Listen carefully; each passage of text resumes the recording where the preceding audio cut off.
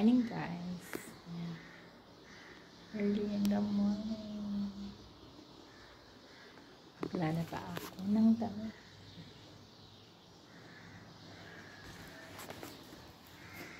So ayun morning na morning. It's 5:45 in the morning.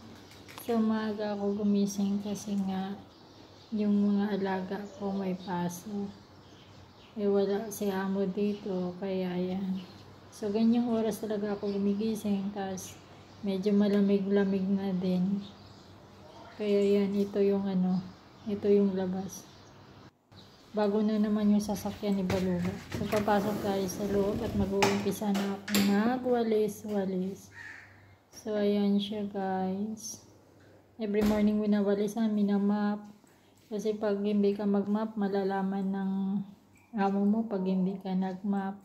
So ayan yun ang hindi man naman masyadong makalat kasi nga wala si amo.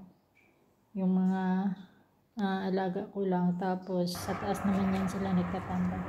So ayan, tapos na ako doon pala sa baba guys. So ang ginawa ko is napalit ako ng dumi, tapos ako ng carpet, nilinisan ko tong carpet kasi nga natapunan ng kape nila.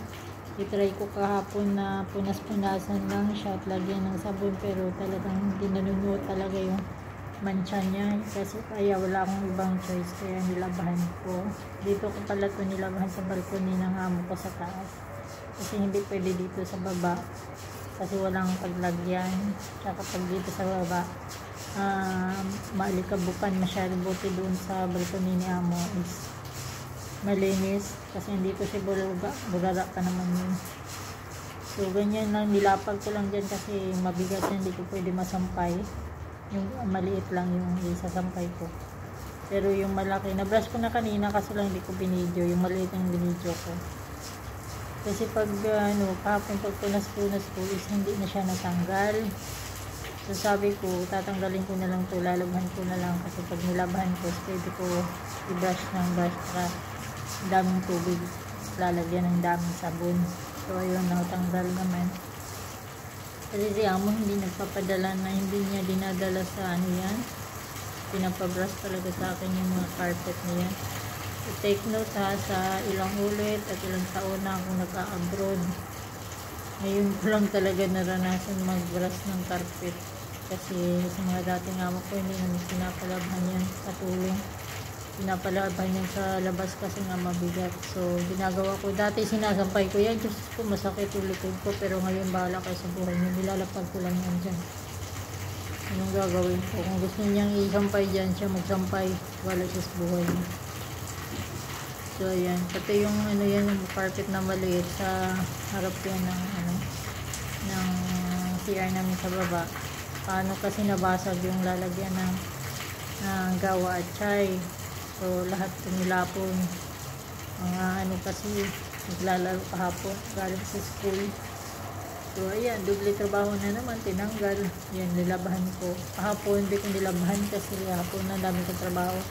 So tsaka medyo so ngayong umaga, ayan, yun ako, tapos na maglinis dun sa baba is nilabahan ko na ito dito.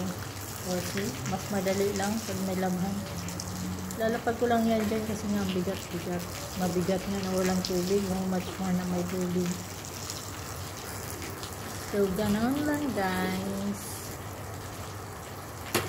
Nakakapagod. Sabi ko nga sa sarili ko, may ganun, natapon na nakaya ko yung 2 taon na trabaho.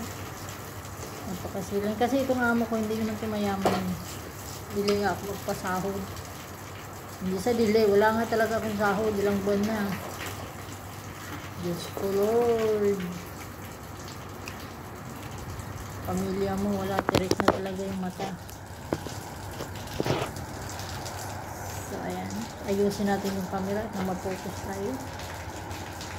Ito yung nilabhan ko kanina, ito malaki ito na carpet, kaya ang bigat-bigat niya kahit na walang tubig. Pag binuhat mo talaga mabigat siya, kaya ang ginawa ko, nilapag ko na lang dyan. Matutuyo din yan kung kailan yan siya matuyo. Ayan.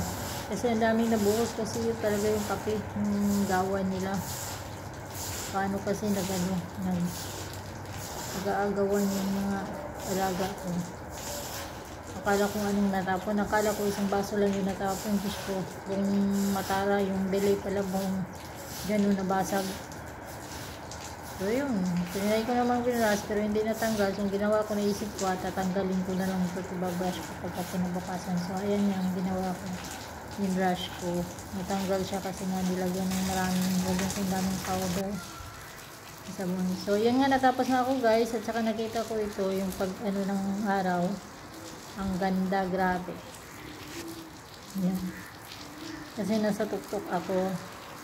Hindi pa ito pinakatuktok ka, may pinakatuktok ka talaga. Tingnan nyo naman yung ulap, yung langit. Ayan.